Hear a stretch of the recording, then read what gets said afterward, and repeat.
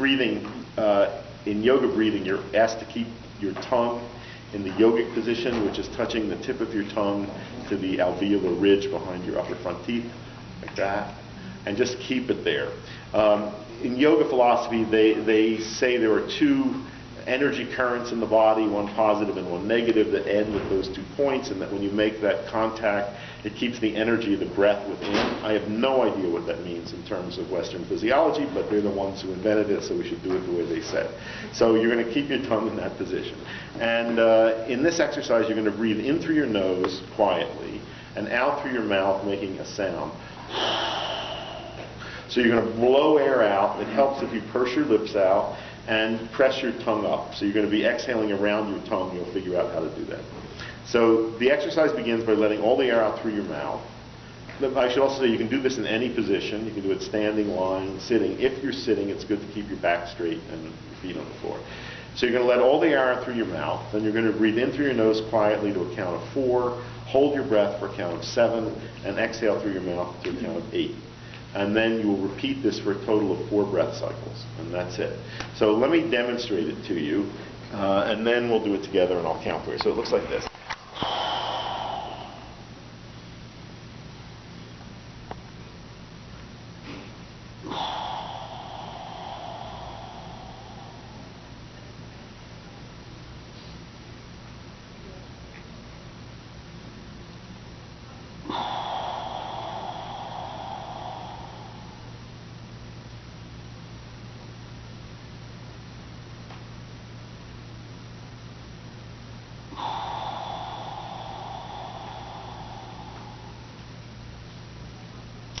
That's all.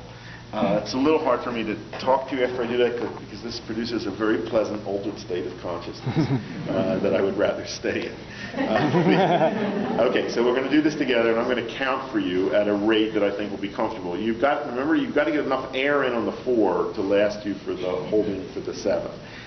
Any questions about this before we do it? What's the 8 for? 8 is exhalation. So notice, exhalation is the longest phase of this, and that's very important to why this works the way it does. Okay, so let's try it. Let all the air out through your mouth.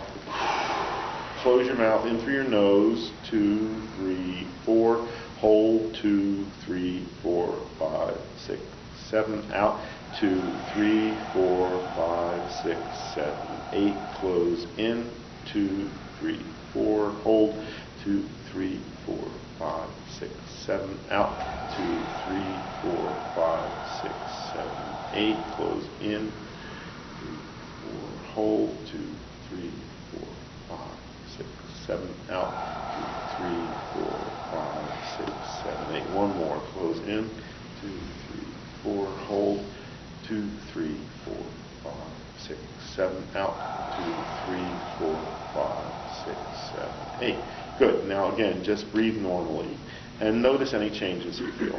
Some of you may feel lightheaded from this. That will disappear with practice. That's not the point. Anything else? Different from the last one. Visual clarity. Visual clarity. I see better right now. Oh, good. Good. I mean, some of you may have some sense of relaxation from this. That will become very powerful as you repeat this.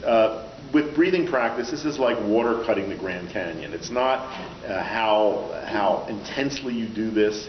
It's not how frequently you do it. It's the regularity of doing it. You're putting a signal into your nervous system. And the effects of this are cumulative. You've got to do this without fail twice a day. I do it in the morning when I wake up before I do some sitting meditation. I do it in the evening when I go to bed to fall asleep. It will become a great way to help you fall asleep. If you wake up in the middle of the night for any reason, get back in bed, do this. It will help you fall asleep right away. You can do it more often during the day, but never more than 4 breath cycles at one time, and never fewer than 2 practice sessions a day. After a month, if you're comfortable with it, you can increase to 8 breath cycles at each time. And then the minimum practice is 8 breath cycles twice a day without fail. And then you can start doing it more frequently and using it for other purposes. If this is the most important thing I'm telling you all morning. I guarantee you that if you will stick with this, you will be amazed at what you'll see. It may take 6 to 8 weeks before you begin to notice the effects. I have seen people who've had cold hands all their life who now have warm hands from doing this. I have 5 cases of people who've stopped atrial fibrillation by doing this, something I wouldn't have thought was possible. And it's the best method I found for stopping paroxysmal tachycardia, much better than the methods I learned in medical school. I've seen people stop chronic insomnia, a variety of circulatory problems, the worst forms of panic disorder. You want to, after you're comfortable with it, after a month, you want to start using it for specific things. You know, if somebody cuts you off in traffic, do this before you react. It's a great way to deal with cravings. It's also, I'll end with this, it's a very intimate connection to have with another person. I tell parents to do this with kids, but for a doctor to do this with a patient, it's fantastic. I mean, it's a wonderful connection. And I also, as I say, to me this is a perfect example of something that integrative medicine can bring into mainstream medicine that could save so much money, save so many adverse drug reactions, accomplish so much. I mean, I could spend the whole morning talking to you about cases I've seen in which just from doing this, there have been dramatic changes in people's lives and physiology. And just a whole other subject, which I won't have time to talk to you about because we're going to take our photo.